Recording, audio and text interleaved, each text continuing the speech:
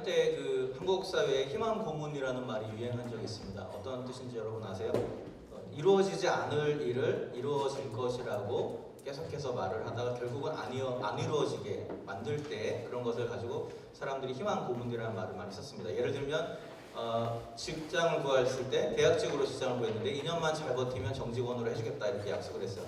2년이 지나고 다시 안 돼요. 다시 2년이 지나면 또 해주겠다. 다시 안 돼요. 그러다가 결국은 퇴사를 하게 될 때 그런 현상을 가리켜서 희망 고문이다 이런 식으로 많이 이야기를 합니다. 그런데 우리가 살아가다 보면 우리가 정말로 힘든 고민과 여러 가지 어려움을 당할 때 혹시 하나님의 말씀이 우리에게 희망 고문은 아닌가라는 고민을 할 수도 있습니다. 그렇죠? 하나님이 우리에게 분명히 이길 수 있는 힘을 주신다고 했는데 하나님은 내게 정말로 우리를 돌봐주신다고 했는데 왜 우리의 삶은 여전히 계속해서 이렇게 어려움 가운데 있는가 이런 고민을 할 때가 우리가 분명히 있습니다. 그렇죠? 하나님이 여러 가지를 우리에게 약속을 하셨습니다.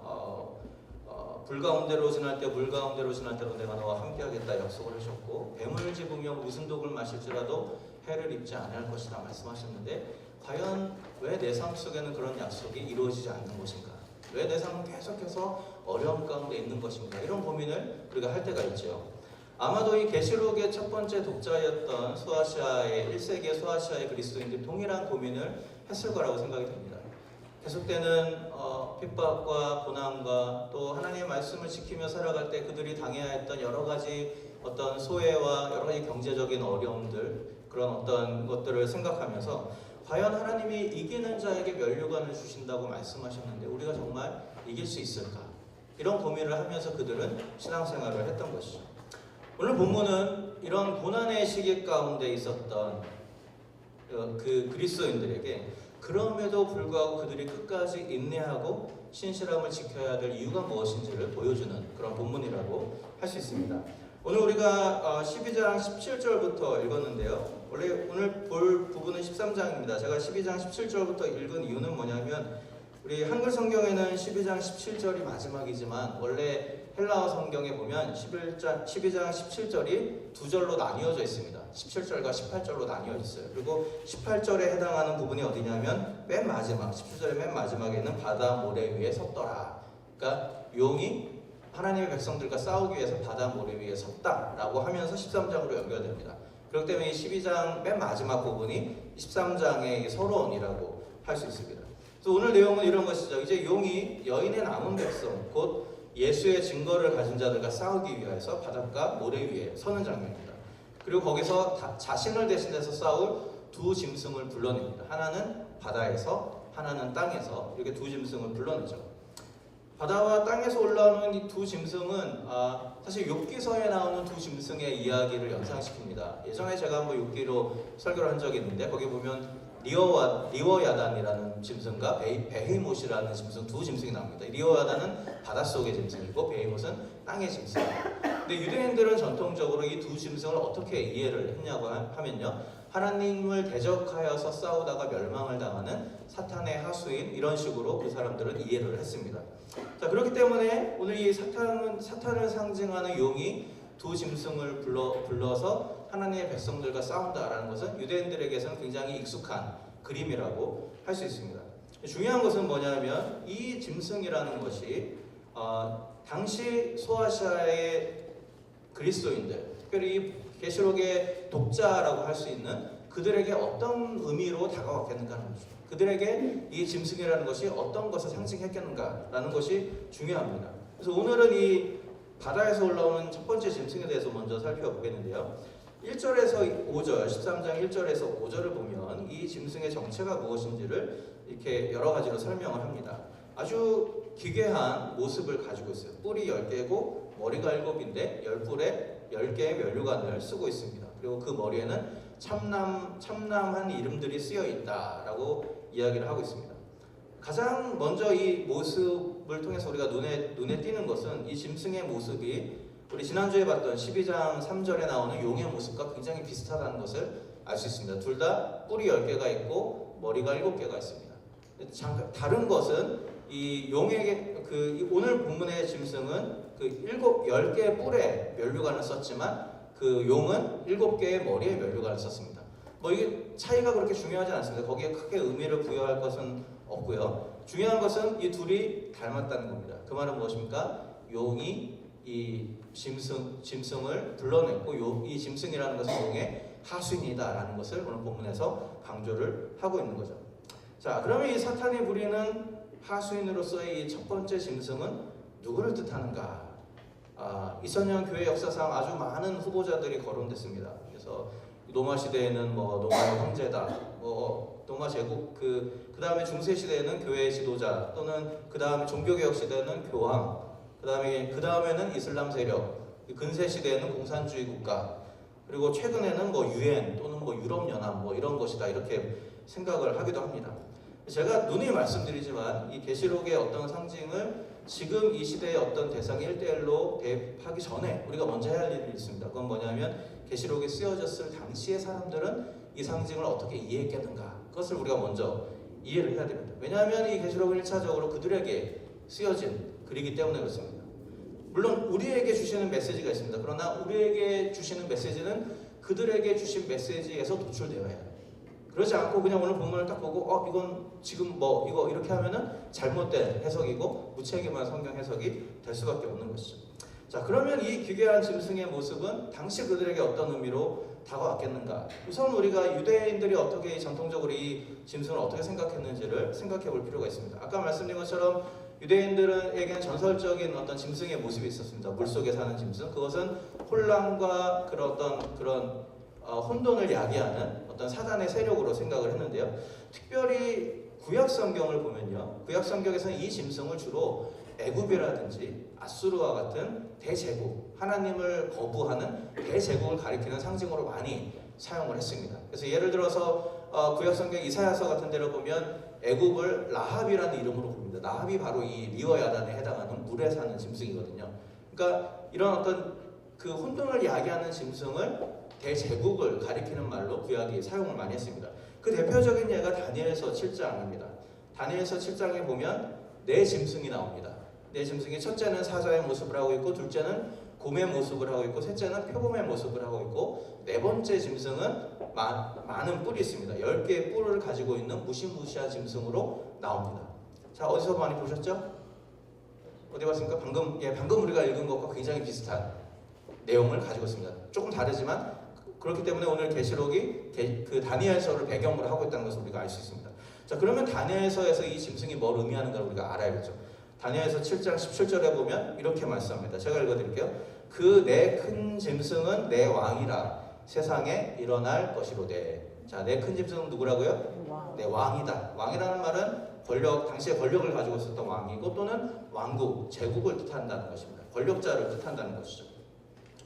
그래서 원래 다니엘에서는 이 네 짐승이 각기 어떤 나라를 의미했냐면요, 첫 번째는 바벨론, 그 다음에 메데, 페르시아, 헬라, 각기 이 네 나라를 상징하는 것으로 사용이 되었습니다. 대부분 이것에 대해서는 많이 동의를 하는데요. 그러나 오늘 본문에 나오는 짐승은 아까 제가 방금 읽어드린 제가 말씀드린 다니엘서에 나오는 짐승하고 좀 다릅니다. 다니엘서는 각기 다른 네 개의 짐승이 서로 다른 얼굴을 하고 있어요. 사자, 곰, 표범 이런 얼굴을 하고 있고, 또 네 번째 짐승은 뿔이 있지만 오늘 계시록에 나온 짐승은 어떻죠? 한 짐승 안에 이 모습이 다 포함되어 있습니다. 그렇죠? 얼굴은 사자 같고, 뭐 입은 사자 같고, 다리는 곰 같고, 뭐 이런 식으로 표범 같고, 그 다음에 뿔도 있고. 그러니까 이 말은 무엇이냐면 오늘 본문에 나오는 이 짐승은 어떤 한 나라를 지칭한다고 보기 어렵다는 거죠. 그것을 다 합쳐놓은 거기 때문에 결국 무슨 뜻이냐면 그 모든 제국들을 합쳐놓은 것만큼이나 무시무시하고 권력이 센 어떤 나라, 어떤 왕국 또는 왕을 뜻한다고 우리가 볼 수 있는 것이죠. 자, 그렇다면 1세기 소아시아 지역에 살던 이들에게 이 나라는 어디겠습니까? 로마 제국밖에 없다. 당시에 세계를 제패하던 나라 로마 제국. 그렇기 때문에 오늘 본문의 이 첫 번째 짐승은 로마의 제국을 상징하는 것으로 우리가 보는 것이 맞습니다. 자, 그런데 본문이 강조하는 중요한 사실이 있습니다. 로마 제국의 권세가 스스로 만들어낸 것이 아니라 사탄이 준 것이다 라고 본문이 분명히 말합니다. 13장 2절 하반절을 보시면 이렇게 되어 있죠. 용이 자기의 능력과 보좌와 큰 권세를 그에게 주었더라. 그는 짐승입니다. 사단이 짐승에게 권세를 주었다는 것이죠. 자, 능력, 보좌, 권세는 결국 같은 것이죠. 사단이 가지고 있는 어떤 힘을 말합니다. 그것을 노마 제국을 상징하는 그 짐승에게 주었다는 것이죠. 다시 말하면 노마 제국은 누구의 힘을 빌어서요? 사단의 힘을 빌어서 세상을 통치하고 있다라고 본문이 이야기를 하고 있습니다. 자, 그러면 이 용이 이 짐승을 통해서 이루고자 하는 궁극적인 목적이 무엇인가? 그것이 3절, 4절입니다. 이 3절, 4절 성경을 좀 보시면서 한번 같이 읽어보면 좋겠습니다. 3절, 4절입니다. 13장 3절, 4절 시작. 그의 머리 하나가 상하여 죽게 된 것 같더니 그 죽게 되었던 상처가 나오매 온 땅이 이상히 여겨 짐승을 따르고 용이 짐승에게 권세를 주므로 용에게 경배하며 짐승에게 경배하여 가로되 누가 이 짐승과 같으며 누가 능히 이로 더불어 싸우리요 하더라. 자, 사단의 목적은 무엇입니까? 자기가 자신이 세운 짐승을 통하여서 사람들이 자기와 그 짐승을 경배하도록 만드는 것이다 라고 말씀을 하고 있습니다. 이것을 위해서 사단이 짐승에게 권세를 주어서 이적을 행하게 한다는 것이죠. 오늘 본문에 보면 어떤 이적을 행합니까? 죽게 된 짐승이 다시 살아나는 이적을 행합니다. 이 이적을 보는 사람들이 깜짝 놀라서 그 짐승을 경배하게 되고 그 짐승에게 권세를 준 용을 경배하게 된다. 사탄을 경배하게 된다라고 말씀합니다. 자, 죽었다가 살아나는 이 짐승의 모습은 누구를 모방한 거냐면 예수님을 모방한 겁니다. 예수님이 십자가에서 죽으시고 다시 살아나죠.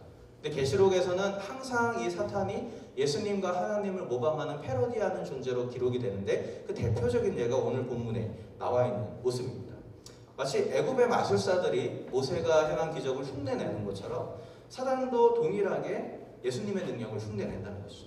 흉내내는 이유는 무엇입니까? 그것을 통하여서 하나님께 예수님께 가야 될 경배와 영광을 자신이 가로채는 것이죠. 그게 사단의 본질이고 사단의 목적이라는 것이에요. 그래서 오늘 4절에 보면 이 온 땅이 짐승에게 경배하면서 이렇게 말합니다. 4절에 보면 누가 이 짐승과 같으며 누가 이로 더불어 싸우려. 자, 이 말씀은요, 우리 이사야서나 시편에 자주 등장하는 말씀입니다. 어떤 말씀으로 등장합니까? 누가 여호와와 같으리요? 여호와 같으시니 누구요? 이런 말씀으로 많이 등장합니다. 무슨 말입니까? 원래는 하나님의 능력과 하나님의 아름다움을 찬양하던 찬양의 내용이 누구를 찬양하는 내용으로 바뀐 거죠? 사탄과 짐승을 찬양하는 내용으로 바뀌게 됐다는 것이죠. 하나님께 해야 될 경배와 영광을 사탄이 가로챘다라는 것을 오늘 본문에서 이야기를 하고 있습니다.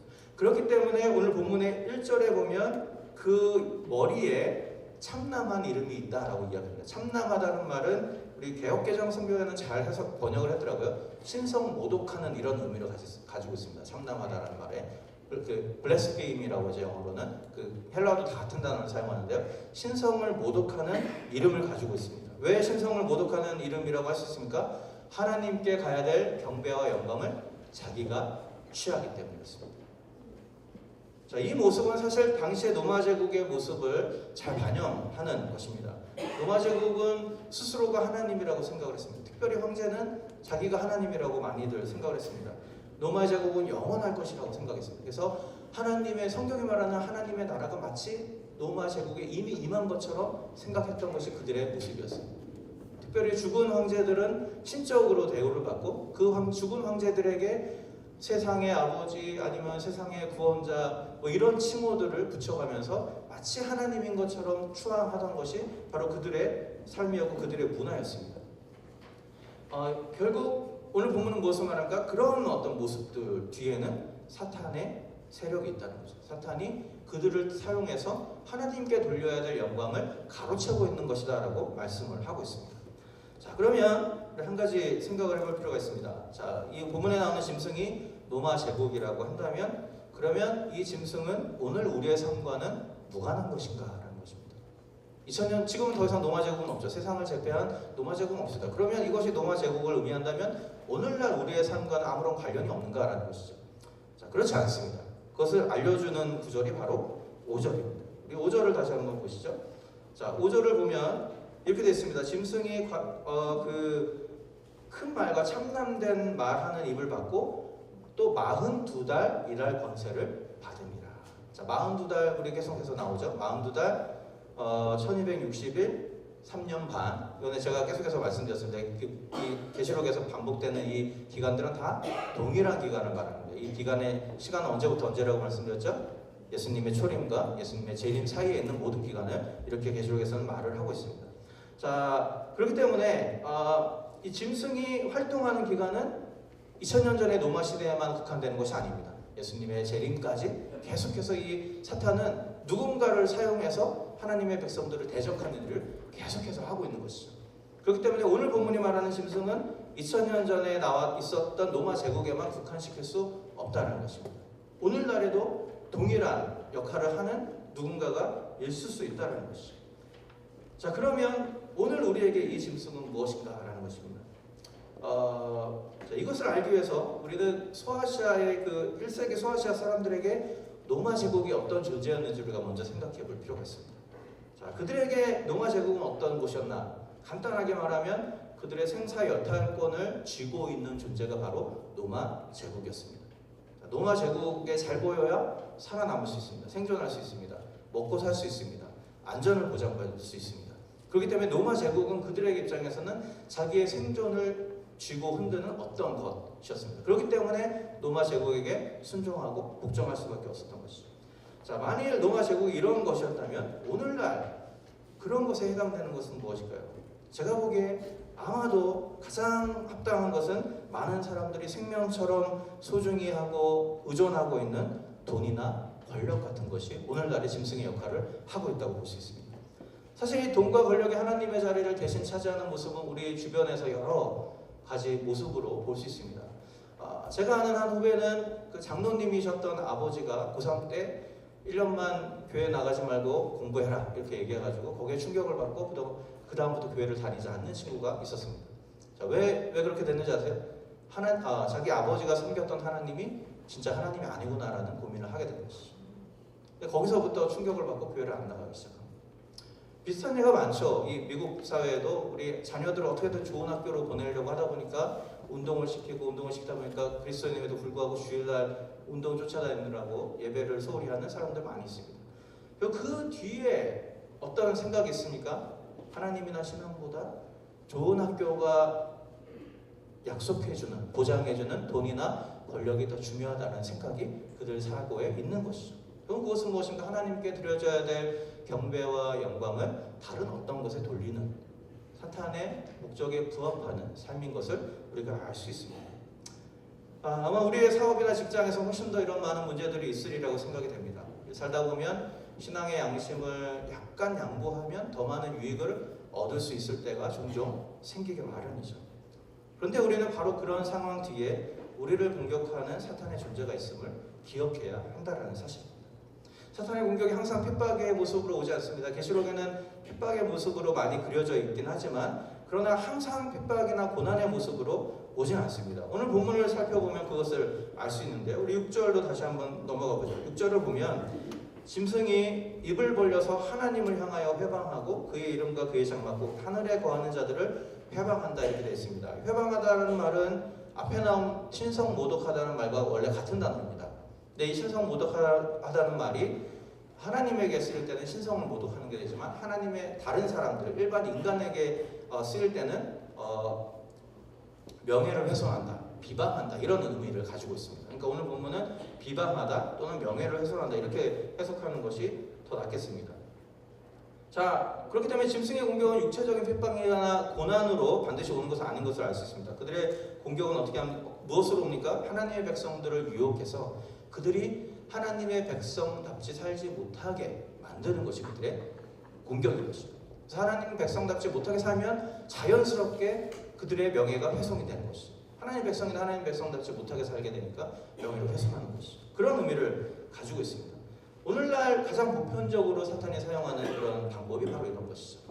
우리에게 육체적인 고난을 주지는 않지만 우리가 하나님의 뜻대로 살지 못하게 만듦으로 말미암아 스스로 하나님의 백성이기를 포기하도록 만드는 그런 어떤 유혹을 우리 가운데 하고 있습니다. 그런데 오늘 본문은 무엇을 말하냐면 하나님의 백성이라면 적어도 이러한 사단의 공격에 대해서 세상 사람들과는 다르게 반응해야 된다라는 것을 이야기를 합니다. 8절을 보면 세상 사람들이 이 사단의 그 권세에 대해서 어떻게 반응하는지가 잘 나와 있습니다. 8절을 보면 이렇게 돼 있죠. 죽임을 당한 어린 양의 생명책에 창세 이후로 농명되지 못하고 이 땅에 사는 자들은 다 짐승에게 경배하리라. 자, 하나님을 알지 못하는 사람들입니다. 생명책에 기록되지 않았기 때문에. 그 사람들이 이 짐승 앞에 절하는 것은 당연합니다. 하나님이 자신의 주인이 아니기 때문에 짐승이 약속하는 돈과 권력에 절하는 것은 엄청난 당연한 일이죠. 그러나 본문이 말하고자 하는 것은 이 당연한 이야기를 하려고 하는 것이 아닙니다. 본문이 말하고자 하는 것은 뭐냐면 적어도 너희가 생명책에 기록된 자들이라면 그 앞에 절해서는 안 된다는 것이죠. 그들의 유혹에 넘어가서는 안 된다라고 말씀을 하고 있습니다. 특별히 짐승으로 대표되는 이 황제, 이 로마 제국 앞에서 자신의 삶을 구걸하던 1세기 소아시아 지역의 상황을 생각해 볼 때 굉장히 쉽지 않은 일이라고 할 수 있습니다. 황제를 숭배하는 것, 로마의 어떤 정치에 복종하는 것, 이것을 거절하면 수많은 불이익을 감수해야 됐던 시절. 게다가 로마는 멸망할 것처럼 보이지도 않고 하나님의 나라는 언제 올지 모르겠고 이런 상황 가운데서 정말로 계속해서 견디고 인내하라는 것은 어떻게 보면 희망 고문처럼 느껴질 수 있다는 것이죠. 그럼에도 불구하고 오늘 본문은 인내하고 신실함을 지키라 라고 말합니다. 10절을 마지막 절인 10절을 보시면요. 여기 이렇게 되어 있습니다. 사로잡는 자는 사로잡힐 것이요 칼로 죽이는 자는 자기도 마땅히 칼에 죽이리니 성도들의 인내와 믿음이 여기 있느니라. 자, 이 개혁 성경은 약간 다르게 번역했는데 개혁 개정은 제대로 번역을 했어요. 이게 여기 말한 다시 제가 제대로 그 번역을 해드리면 사로잡히도록 되어 있는 자들은 사로잡혀야 하며 칼로 죽임을 당할 자들은 죽임을 당해야 한다 이런 의미입니다. 이 말은 뭐냐면 하나님의 백성들이 당할 고난을 피할 수 없다라는 이야기를 합니다. 너희들이 고난 가운데 있을 것이다. 그 고난을 피할 수 없다. 너희들은 사로잡히게 되었기 때문에 사로잡혀야 된다. 고통을 당해야 되기 때문에 고통을 당해야 된다. 그 얘기를 하는 거예요. 다시 말하면 사탄의 공격 가운데 있는 이 하나님의 백성들이 이 땅에서 편하게 먹고 자고 할 수 없다라는 것을 본문에서 이야기합니다. 그런데 그런 위기 상황 가운데 있는 그들을 향해서 오늘 본문이 마지막으로 뭐라고 말합니까? 성도들의 인내와 믿음이 여기 있느니라. 무슨 말이죠? 그 고난 중에서도 인내하라는 겁니다. 믿음을 지키라는 겁니다. 여기서 말하는 믿음은 예수를 믿는 믿음이 아니고요. 계시록에서의 믿음이라는 단어는 두 가지로 항상 해석이 되는데 믿음과 신실함입니다. 계시록에서는 신실함에 더 가까운 단어로 해석하는 것이 맞습니다. 그러니까 고난 중에서도 신실함을 끝까지 놓지 말고 지키라라고 말씀을 하는 것이죠. 자, 언뜻 보면 너무 잔인해 보일 수 있습니다. 힘들어 죽겠는데 그죠? 언제 하나님이 약속하신 승리가 올지도 모르겠는데 그냥 참으라고 말하는 것처럼 보여요. 그러나 이 말씀을 하시는 분명한 이유가 있습니다. 오늘 본문에서 두 가지 이유를 좀 생각을 해보고 같이 말씀을 마무리하면 좋겠는데, 먼저는 뭐냐면 짐승이 하나님을 회방하고 하나님의 백성들과 더불어 전쟁을 치른다고 오늘 본문에 나와 있는데, 오늘 본문을 자세히 살펴보면 이 모든 일이 하나님의 허락하에서 진행되고 있다는 것을 우리가 알 수 있습니다. 자, 본문으로 다시 돌아가 보시죠. 자, 5절과 7절에 보면 이 짐승의 활동을 설명하는데 이 부분에 반복해서 사용되는 동사가 하나 있습니다. 그게 바로 받다라는 동사입니다. 여러분 한번 성경을 보시면서 받다라는 동사가 어디 나오는지 한번 체크를 한번 해보시죠. 5절에 보면 이제 5절에 보면 짐승이 신성모독하는 말하는 입을 받고 42달 동안 일할 권세를 받고 있습니다. 7절에도 나와 있죠. 권세를 받아. 그리고 족속과 백성과 방언과 나라를 다스리는 권세를 받으니. 받다라는 동사가 사용됐습니다. 이 받다라는 동사는 헬라어로 보면 주다라는 동사의 수동태형으로 되어 있습니다. 수동태형은 주어가 없습니다. 누군가가 주어가 돼요. 그래서 이거를 많은 학자들이 어떻게 설명하냐면 신적 수동태라고 말합니다. 그 말은 무엇입니까? 주어가 누구라는 거예요? 하나님이라는 겁니다. 하나님. 그러니까 이 짐승이 권세가 있어요. 그 권세는 자기가 혼자 취한 권세가 아닙니다. 하나님이 허락한 권세입니다. 짐승이 사람들을 괴롭힙니다. 근데 그 기간은 하나님이 정하신 겁니다. 그 기간이 끝나면 짐승은 더 이상 활동을 못한다는 거죠. 그러니까 짐승의 활동의 주어가 하나님이라는 거죠. 무슨 말입니까? 짐승의 모든 것들은 하나님이 컨트롤 하신다는 겁니다. 때가 되면 반드시 이 사단의 세력은 깨어질 것이고 패할 것이다 라는 것을 우리에게 이야기를 하고 있는 거죠. 그렇기 때문에 하나님의 백성들은 인내해야 됩니다. 신실해야 됩니다. 왜 그렇습니까? 반드시 그날이 오기 때문에 그렇다는 것이죠. 근데 더 중요한 것이 있습니다. 더 중요한 것. 하나님의 백성들이 인내하며 신실함을 지켜야 되는, 또 지킬 수밖에 없는 또 다른 이유가 무엇이냐면 6절을 한번 살펴보시죠. 6절을 보시면 6절 뒷부분에 보면 이 짐승이 하나님을 향하여 비방합니다. 또 그의 하나님의 이름을 비방합니다. 그리고 그의 장막 곧 하늘에 사는 자들을 비방합니다. 자, 그의 장막 곧 하늘에 사는 자들. 장막은 무엇이죠? 하나님이 거하시는 곳입니다. 하늘의 성전을 이야기한다고 볼 수 있겠는데요. 그 하늘의 성전이 누구라고요? 하늘에 거하는 자들. 누구죠? 구원받은 하나님의 백성들을 이야기합니다. 하나님의 장막은 곧 구원받은 하나님의 백성이다. 무슨 말입니까? 하나님의 백성들은 하나님의 성전이라는 것이죠. 하나님의 백성들은 비록 이 땅에 살고 있지만 이 땅에 사는 것으로 끝나는 것이 아니고 우리는 이미 하늘의 성전에서 하나님과 함께 동행하는 자들이다라는 것을 이야기를 하고 있습니다. 바울도 동일한 이야기를 합니다. 에베소서 2장 6절에 보면 바울이 뭐라고 말하냐면요. 하나님이 우리를 그리스도와 함께 일으키시고 예수 안에서 함께 하늘에 앉히셨다 이렇게 말씀합니다. 우리는 아직 이 땅에 살고 있습니다. 근데 바울은 하나님 우리를 예수 그리스도와 함께 하늘에 앉히셨다라고 말씀합니다. 무슨 말이죠? 비록 우리는 이 땅에 발딛고 살고 있지만 영적으로는 이미 그리스도와 함께 부활하여서 이미 하늘 성전을 경험하는 자들이다라는 것을 이야기를 하고 있습니다. 자, 오늘 본문이 그리스도인은 어떤 사람인지를 우리의 이중적인 정체성을 잘 보여줍니다. 우리는 단지 죽은 다음에 천국에 갈 존재로 부름받은 자들이 아니라는 것이죠. 예수 그리스도를 믿는 순간 이미 우리는 하늘의 백성이 되었습니다. 비록 우리는 육체는 이 땅을 밟고 있지만 영적으로는 이미 영원한 하나님이 거하시는 하늘 성전에서 하나님과 함께 거니는 자들이 되었다는 것이죠. 우리 땅에서 겪는 여러 가지 영적인 전쟁에서 우리가 인내하고 신실함을 지켜야 될 이유가 바로 여기에 있다는 것입니다. 우리의 존재 자체가 하나님이 거하시는 성전이기 때문에 그렇습니다. 우리는 하늘의 성전에서 주님과 교제하는 자들로 부름을 받았다는 것이죠. 그 하나님이 우리와 지금 함께 하시기 때문에 우리는 어떤 유혹에서도 견뎌낼 수 있는 것입니다. 내 힘으로 견디는 것이 아닙니다. 내 힘으로 인내하는 것이 아닙니다. 하나님이 내게 주시는 힘과 능력을 힘입어서 그 능력을 힘입어서 지키게 되는 것이죠. 인내하게 되는 것입니다. 자, 이런 이유 때문에 오늘 본문은 굉장히 힘들게 살아가는 그 1세기 소아시아 그리스도인들에게 끝까지 인내해라, 끝까지 견뎌라라고 말씀할 수 있습니다. 그들의 힘으로 버티라는 말이 아닙니다. 잘 버티면, 너 힘으로 잘 버티면 나중에 하나님이 와서 상 줄게, 이런 말이 아니라는 거예요. 이미 하나님이 그들 가운데 계시다는 것이죠. 이미 하나님이 그들의 손을 붙잡고 계시다는 것이죠. 이미 그들은 하늘 성전에서 하나님과 동행하는 자들입니다. 그러므로 그들 안에 있는 하나님의 힘과 하나님의 은혜를 의지하여서 인내하고 신실함을 지키라는 것입니다. 여러분, 1세기의 소아시아 시대나 지금 시대나 사탄이 사용하는 방법은 결국 같습니다. 로마가 약속하는 부와 권력, 평안한 삶을 믿기로 하여서 사람들이 황제를 숭배하도록 만든 것처럼 오늘날에도 동일하게 사탄은 부와 권력과 어떤 평안한 삶을 믿기로 하나님 아닌 다른 어떤 것을 의지하게끔 경배하게끔 이끌어가고 있다는 사실이죠. 그러나 그런 모든 유혹이 결국은 우리로 하여금 사탄에게 절하게 하기 위한 사탄의 계략인 것을 우리가 이해해야 한다는 것입니다.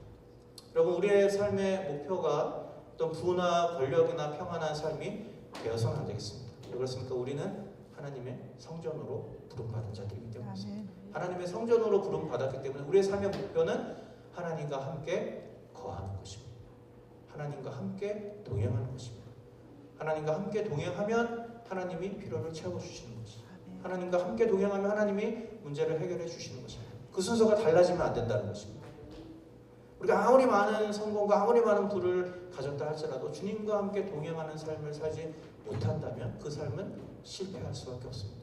마지막 주님이 임재하실 때 그들이 붙잡고 있었던 모든 것들은 결국은 바벨론의 멸망과 같이 멸망하고 사라져버리고 말하시기 때문에 그럼 이 말씀을 기억하시면서 오늘 우리의 삶의 현장 속에서 우리가 겪는 여러 가지 갈등과 고민들 많이 있을 겁니다. 우리가 때로는 남들처럼 좀 쉽게 살면 안 되나 이런 고민을 할 때가 있을 수도 있습니다. 그러나 우리는 고민하고 갈등하고 싸우면서 사는 삶으로 부름받은 자들이라는 것을 우리가 기억하기를 원합니다. 아멘. 그 갈등과 고민 속에 우리가 한 가지 기억해야 될 것은 하나님 우리를 홀로 내버려 두시는 분이 아니라는 것이죠. 성전으로 부름받은 우리 가운데 하나님의 임재와 하나님의 동행하심이 함께한다는 것입니다. 이 하나님의 임재 가운데 거하심으로 말미암아서 여러분 혼자 힘으로 이겨내려고 하지 마시고 여러분 혼자 힘으로 버티려고 하지 마시고 우리 안에 계신 주님을 의지하시고 주님께서 힘주시도록 그 앞에 날마다 엎드리는 저와 여러분 되시기 바랍니다. 그 주님의 힘으로 말미암아 끝까지 인내하고 버티고 견뎌서 마침내 승리하는 주의 백성들 될 수 있기를 주님으로 부탁드립니다. 다시 기도하겠습니다.